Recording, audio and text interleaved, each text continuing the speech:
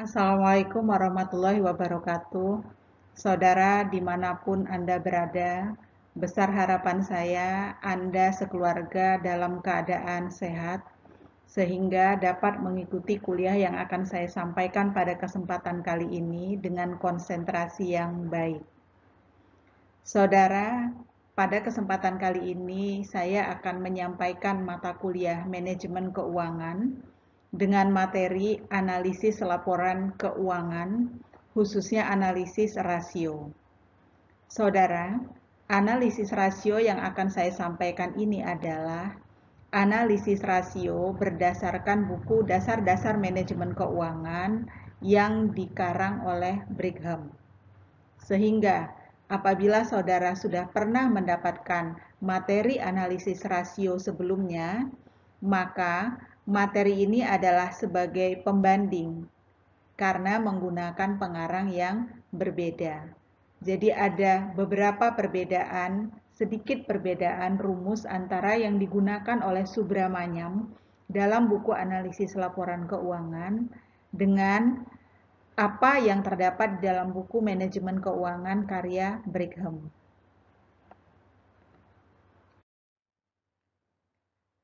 Saudara, menurut Brigham dalam bukunya Dasar-dasar Manajemen Keuangan, rasio bisa dibagi ke dalam 5 bagian, yaitu rasio likuiditas, rasio manajemen aset, rasio manajemen utang, rasio profitabilitas, dan rasio nilai pasar.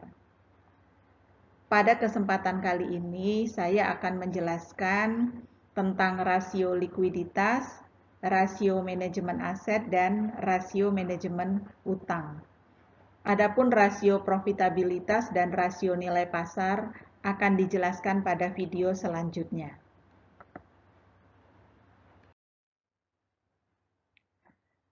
Saudara, untuk kepentingan melakukan analisis rasio, kita masih menggunakan laporan yang sama dengan yang digunakan pada video sebelumnya untuk mata kuliah manajemen keuangan.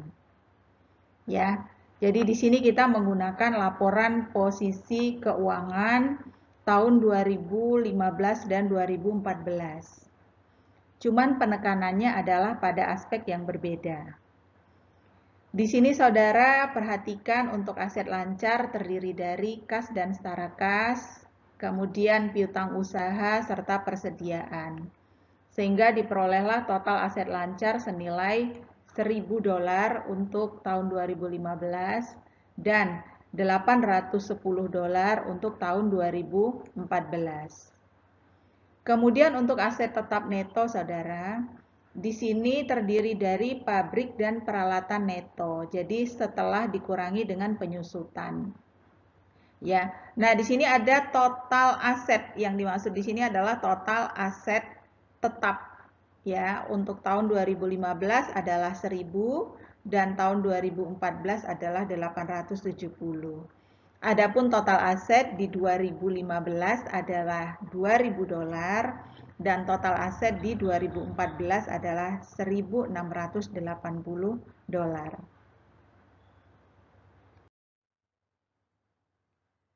Kemudian saudara, ini adalah laporan posisi keuangan bagian liabilitas dan ekuitas. Ya. Saudara, di sini ada utang usaha, kemudian ada akrual. Akrual itu adalah pendapatan diterima di muka. Ya. Kemudian ada wesel bayar, kemudian ada obligasi jangka panjang.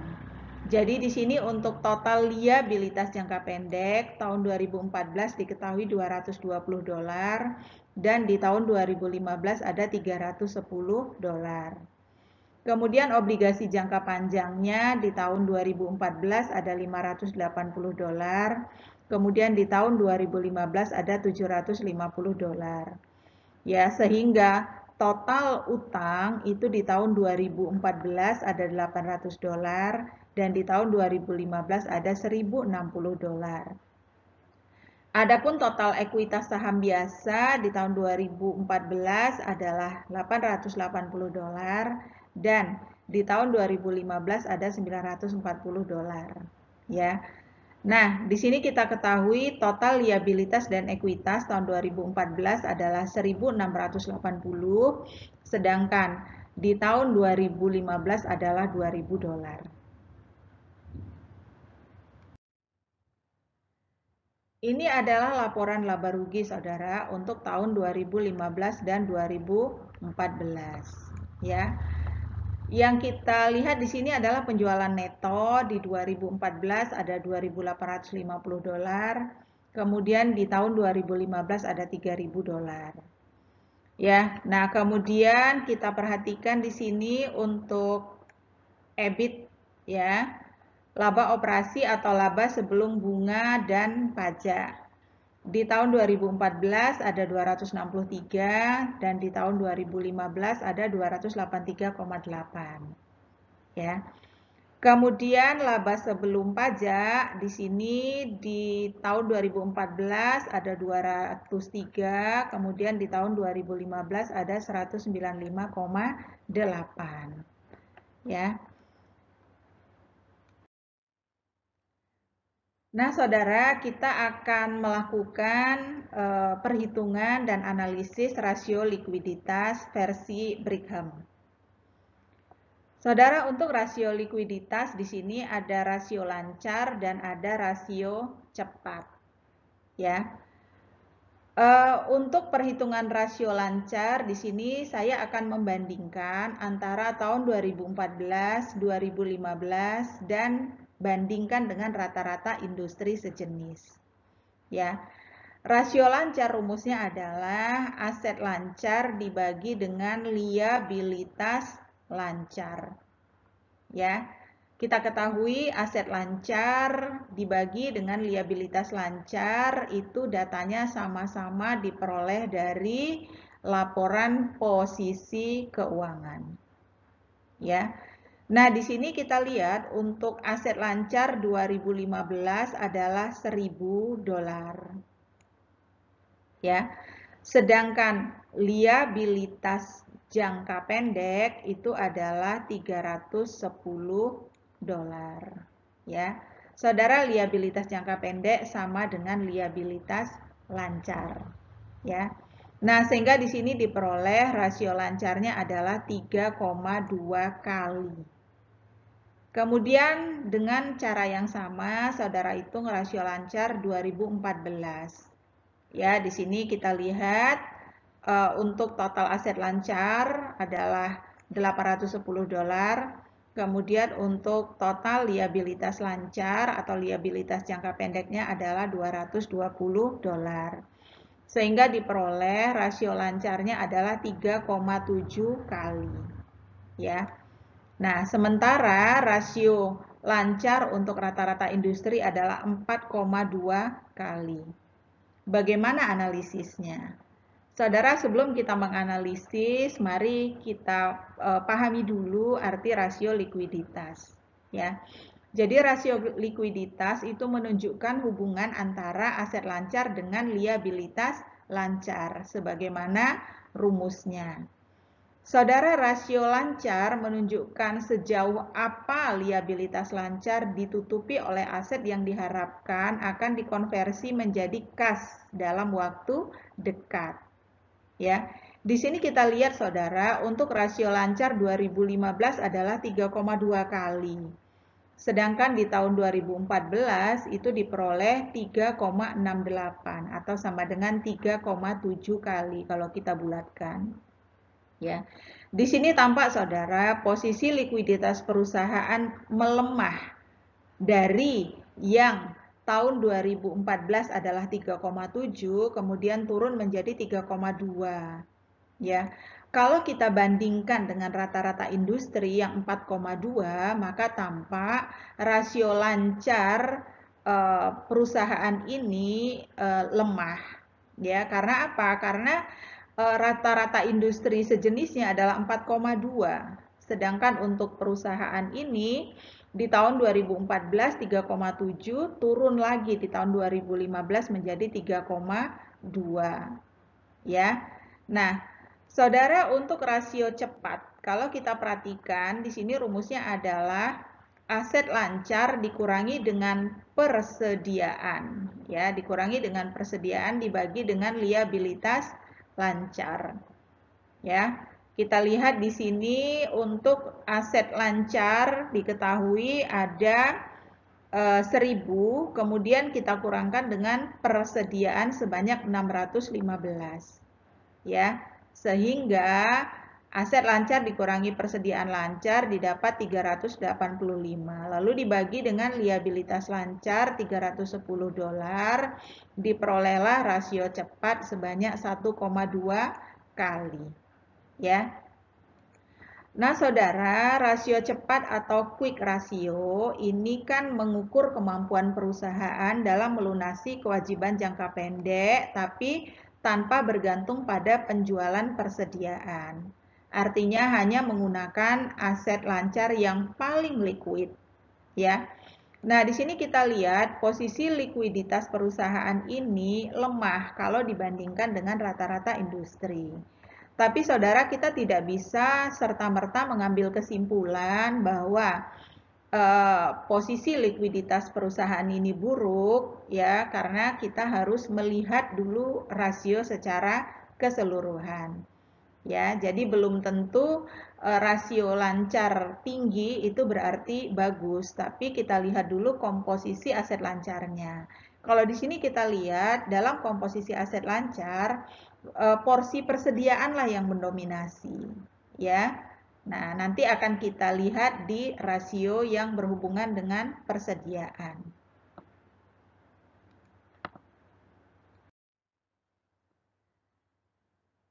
Saudara, kemudian untuk manajemen aset. Saudara, untuk rasio manajemen aset, di sini nanti ada 4, yaitu rasio perputaran persediaan, jumlah hari piutang belum tertagih, rasio perputaran aset tetap, dan rasio perputaran total aset. Nanti akan saya terangkan satu persatu.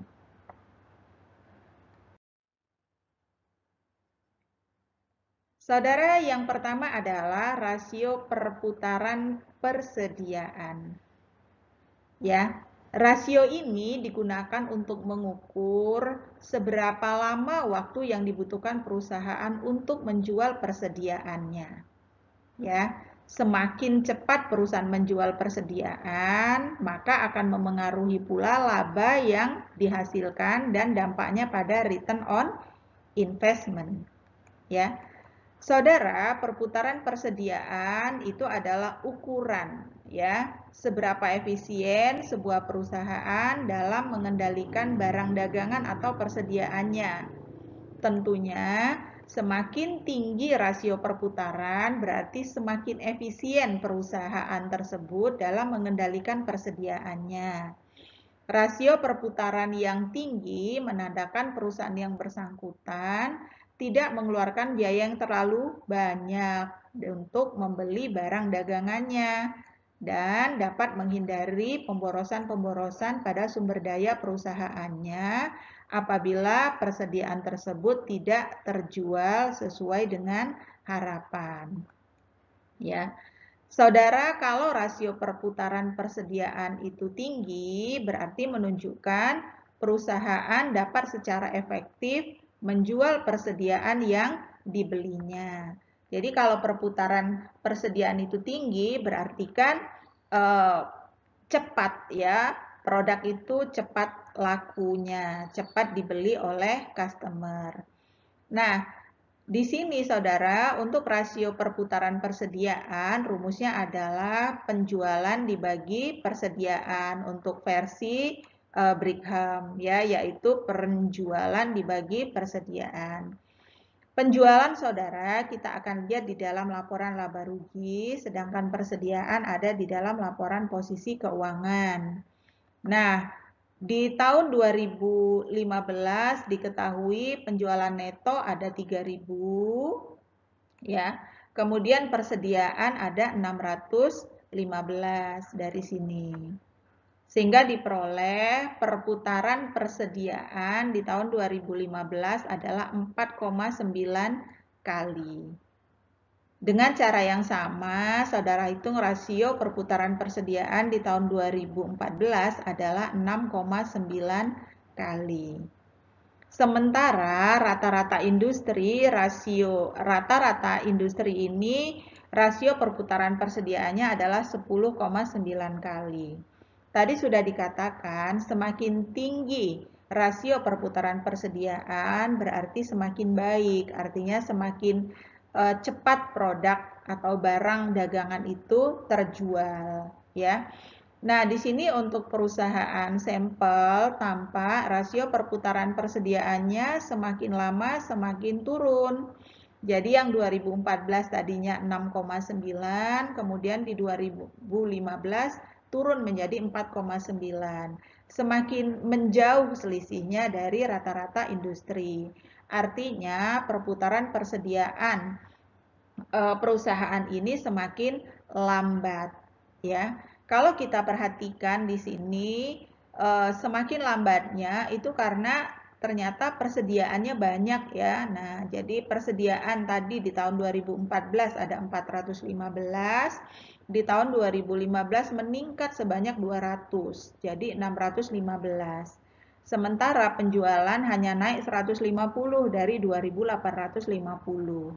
Kalau kita lihat dari persentase peningkatan persediaan itu jauh melampaui persentase peningkatan penjualan, ya. Nah, ini merupakan indikasi yang tidak baik, ya, saudara, karena perputaran persediaannya semakin lambat, ya.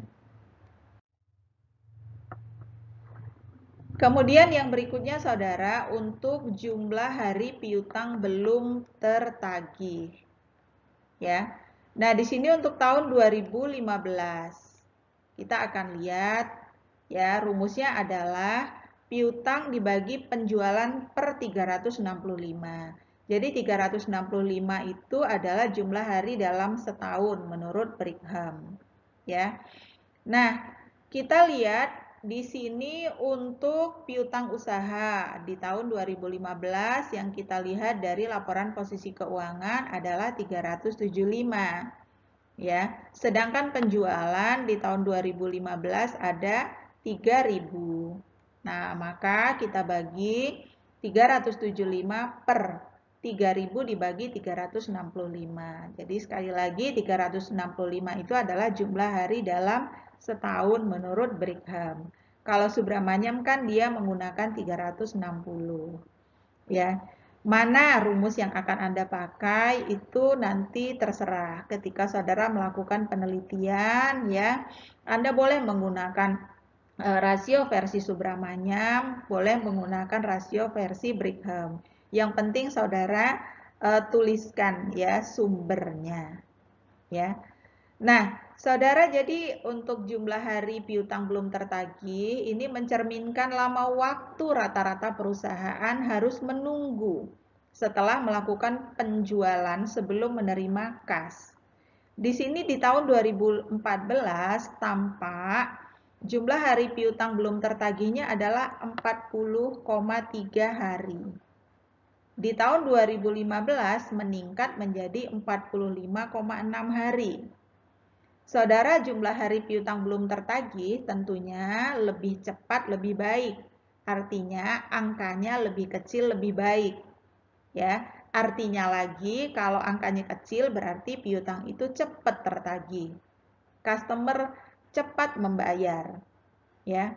Nah, setelah kita bandingkan dari tahun 2014 dan 2015, kita bandingkan juga dengan rata-rata industri.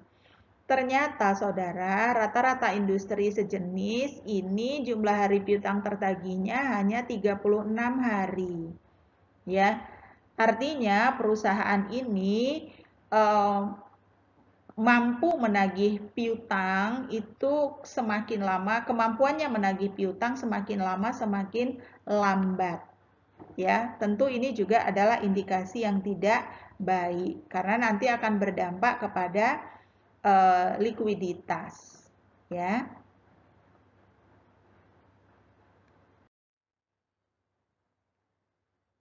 Kemudian saudara, rasio perputaran aset tetap. Ya. Saudara, rasio perputaran aset tetap ini adalah rasio yang mengukur produktivitas dan efisiensi aset tetap dalam menghasilkan pendapatan. Ya. Nah, saudara, perputaran aset tetap ini penting untuk mengungkapkan seberapa efisien suatu perusahaan menghasilkan penjualan dari investasinya dalam aset yang berumur panjang, ya, atau aset tetap. Saudara, rasio yang lebih tinggi adalah lebih disukai, ya, karena menunjukkan perusahaan menggunakan aset tetapnya secara lebih efisien. Jadi kalau rasio perputaran aset tetap ini kalau angkanya lebih tinggi atau terjadi peningkatan dari tahun ke tahun itu akan lebih baik. Artinya lebih tinggi itu lebih tinggi dibanding rata-rata industri atau perusahaan sejenis, ya. Sebaliknya, saudara, kalau rasio rendah dapat mengindikasikan terjadi inefisiensi operasi. Ya, tren penurunan perputaran aset tetap itu bisa jadi mengindikasikan perusahaan itu berinvestasi terlalu banyak dalam properti. Ya, nah bisa jadi kalau terjadi penurunan itu mungkin investasinya tidak memberikan manfaat untuk perusahaan, ya. Ya, jadi ketika sebuah perusahaan melakukan pembelian yang signifikan, maka seharusnya kita perlu memantau. Ya, misalnya perusahaan itu membeli mesin, membeli peralatan pabrik yang angkanya banyak dan signifikan, itu harus dipantau apakah aset tetap yang dibeli tersebut berkontribusi pada peningkatan penjualan. Dulu pada video sebelumnya sudah kita bahas juga bahwasannya perusahaan ini membeli aset tetap, ya, berinvestasi aset tetap, tapi menggunakan utang. Lalu dampaknya bunga bertambah pada waktu itu. Dan dampaknya adalah laba bersih juga tidak meningkat. Nah, bagaimana kalau kita lihat dari analisis rasio? Di sini saudara, di tahun 2015 untuk perhitungan rasionya adalah 3 kali, yaitu didapat dari rumus penjualan dibagi dengan aset tetap neto. Di mana penjualan yang kita peroleh dari laporan laba rugi itu ada 3.000, kemudian aset tetap neto yang ada di dalam laporan posisi keuangan di sini ada 1.000, ya, sehingga perputaran aset tetapnya ada 3 kali. Nah, kemudian perputaran aset tetap tahun 2014 itu ada 3,3 kali. Ya. Adapun rata-rata industrinya adalah 2,8.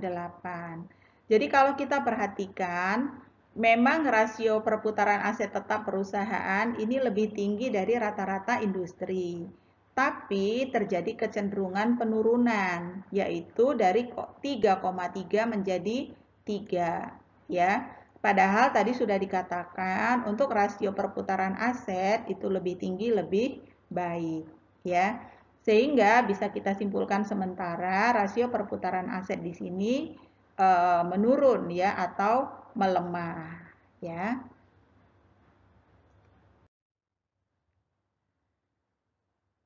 Ya, kemudian saudara, rasio manajemen aset untuk rasio perputaran total aset.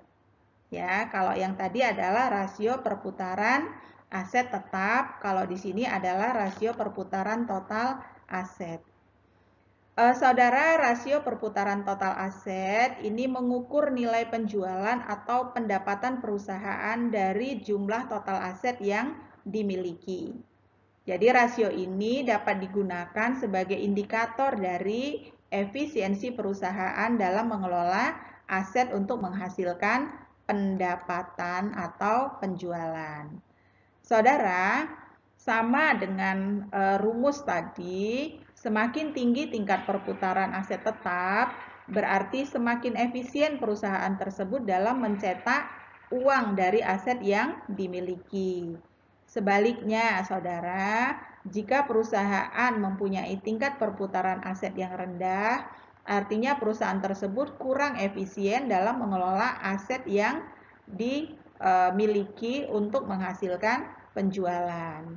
Ya, saudara, tentunya semakin tinggi nilai rasio ini akan semakin baik, ya, karena perusahaan itu berarti kinerjanya baik juga, ya, dalam menghasilkan pendapatan, ya. Nah, karena nilai rasio yang tinggi itu mengimplikasikan perusahaan menghasilkan lebih banyak jika dibandingkan dengan aset yang dimiliki. Nah, rasio perputaran aset ini juga cenderung lebih tinggi pada perusahaan di sektor tertentu. Jadi kita tidak bisa membandingkan rasio perputaran aset ini untuk industri yang berbeda. Tentu berbeda ya saudara, misalnya untuk perusahaan food and beverage dengan misalnya perusahaan properti. Ya kan, kalau properti itu mungkin penjualannya tidak, perputarannya tidak secepat perusahaan food and beverage atau perusahaan-perusahaan retail bisa kita katakan ya. Biasanya perusahaan retail itu perputarannya lebih tinggi ya. Nah, kemudian saudara sekarang kita lihat dari rumus. Nah, untuk rumus rasio perputaran total aset adalah penjualan dibagi dengan total aset.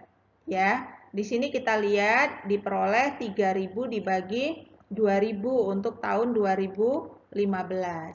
Sehingga diperoleh rasio perputaran total aset 2015 adalah 1,5 kali. Sedangkan di 2014 rasio perputaran total asetnya adalah 1,7 kali. Kalau kita lihat rasio rata-rata industrinya adalah 1,8 kali. Artinya terjadi penurunan rasio perputaran total aset dari 2014 ke 2015 dan berada di bawah rata-rata industri. Ya. Nah, saudara, di sini kita perhatikan bahwasannya kalau terjadi penurunan berarti perusahaan ini mengalami penurunan perputaran total aset, ya. Nah, tentunya ini mengindikasikan hal yang tidak baik, ya. Nah, apalagi dia berada jauh di bawah rata-rata industri sejenis, ya. Kita akan lanjutkan. Saudara, untuk rasio manajemen utang. Untuk rasio manajemen utang ini terbagi dua, ya, yaitu rasio total utang terhadap total modal dan rasio times interest earned, ya. Nah, nanti akan kita bahas satu per satu. Yang pertama, saudara, total utang terhadap total modal. Ya. Rumusnya adalah total utang dibagi total utang plus ekuitas. Saudara, yang dimaksud dengan total utang di sini adalah mencakup utang yang berbunga saja. Ya. Jadi tidak termasuk utang usaha. Kalau di sini ada utang usaha dan akrual. Jadi dalam rumus total utang di sini yang kita masukkan dalam perhitungan hanyalah total utang yang ada bunganya saja. Dalam hal ini adalah wesel bayar. Nah, wesel bayar dengan obligasi jangka panjang. Ya. Untuk utang usaha dan accrual tidak kita masukkan dalam perhitungan. Jadi intinya adalah utang yang berbunga. Ya, baik jangka pendek maupun jangka panjang. Nah, dari perhitungan di sini kita peroleh wesel bayarnya adalah 110 dolar. Sedangkan obligasi jangka panjangnya ada 750 dolar. Lalu dibagi total utang plus ekuitas, saudara. Nah, total utangnya tadi sama, ya, yaitu yang untuk di bagian penyebut ini total utangnya sama, yaitu tadi wesel bayar ditambah obligasi jangka panjang. Kemudian untuk ekuitasnya kita bisa lihat di sini ekuitasnya adalah 940 ya, yaitu di sini total ekuitas saham biasa 940. Nah, kalau kita jumlahkan saudara, di sini nanti 110 ditambah 750 ditambah 940 itu akan diperoleh 1800 ya. Nah, kemudian 110 ditambah 750 itu akan kita peroleh 860. Sehingga 860 dibagi 1800 didapatlah 47,8%. Ya. Dengan cara yang sama di kolom 2014 saudara bisa menghitung juga total utang terhadap total modal. Ya. Silakan Anda coba menghitung, nanti akan diperoleh hasil total utang terhadap total modal di 2014 adalah 40,8%. Nah, kemudian untuk rata-rata industrinya adalah 36,4 ya. Saudara di sini tampak kreditur ya, di situ memberi andil hampir setengah dari total dana. Hampir setengah, yaitu 47,8%. Dan dia berada jauh di atas rata-rata industri yang hanya 36,4%. Ya, ini adalah suatu tanda bahaya. Artinya perusahaan sulit kalau misalnya mau menambah utang baru. Ya, manajemen dapat dianggap membawa resiko kebangkrutan yang terlalu tinggi kalau misalnya dia menambah utang. Saudara, untuk rasio utang terhadap modal, ini angkanya lebih kecil lebih baik, lebih rendah lebih baik. Artinya porsi utangnya lebih kecil ya dibandingkan dengan porsi ekuitas. Ya, jadi kalau pembilangnya adalah utang, itu angkanya lebih baik menurun dan lebih baik kalau di bawah rata-rata industri. Ya.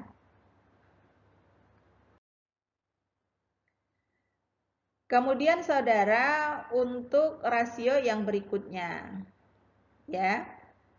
Di sini kita lihat untuk rasio times interest earned ya, yaitu mengukur sampai sejauh mana laba operasi dapat mengalami penurunan sebelum perusahaan tidak mampu memenuhi biaya bunga tahunannya. Ya. Rasio ini adalah rasio yang mengukur kemampuan perusahaan dalam membayar atau menutupi beban bunga di masa yang akan datang. Ya, rasio ini sering digolongkan sebagai salah satu rasio keuangan dalam rasio solvabilitas. Ya, karena rasio ini merupakan yang mengukur kemampuan perusahaan untuk melakukan pembayaran bunga dan utang-utangnya. Ya. Saudara, rasio ini juga akan menunjukkan berapa kali perusahaan dapat membayar beban bunga dengan pendapatan sebelum pajak. Ya. Jadi jelas di sini bahwa semakin besar rasionya semakin baik. Ya. Karena kan pembilangnya adalah laba. Jadi kalau bagian atas atau pembilangnya adalah laba, tentu kalau dia lebih tinggi lebih baik, ya. Tapi kalau pembilang atau di bagian atasnya itu adalah utang, ya lebih rendah lebih baik, ya lebih rendah dibandingkan rata-rata industri, ya. Nah, tadi dikatakan kalau semakin besar rasionya semakin baik dan menguntungkan, ya. Dengan kata lain, kalau kita perhatikan di sini, kita hitung dulu. Misalnya ada di tahun 2015, laba sebelum pajak penghasilan dan beban bunga, ini kita lihat dari laporan laba rugi. Ya, di sini kita peroleh angka 283,8. Nah, ini 283,8.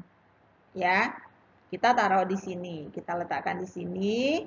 Kemudian beban bunga. Beban bunga juga ada di sini yaitu senilai 88 dolar. Kita letakkan di bagian penyebut. Ya, sehingga diperoleh 3,2 kali. Nah, sedangkan di tahun 2014 rasionya adalah 4,4 kali. sementara rata-rata industri adalah 6 kali. Tadi sudah saya sampaikan saudara bahwa rasio ini semakin tinggi semakin baik. Ya, semakin di atas rata-rata industri semakin baik. Nah, kalau kita perhatikan di sini untuk angka 3,2 ya, artinya di sini pendapatan atau laba operasi perusahaan mampu membayar total beban bunga 3,2 kali lipat ya, atau dapat dikatakan bahwa pendapatan perusahaan ini 3,2 kali lebih tinggi daripada beban bunga pada tahun yang bersangkutan.